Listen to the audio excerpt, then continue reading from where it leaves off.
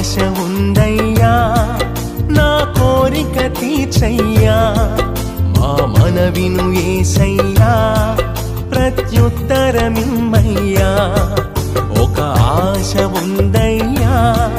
నా కోరిక తీర్చయ్యా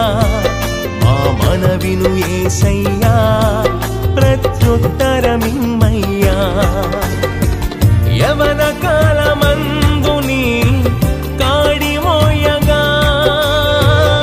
బలమైన విల్లుగా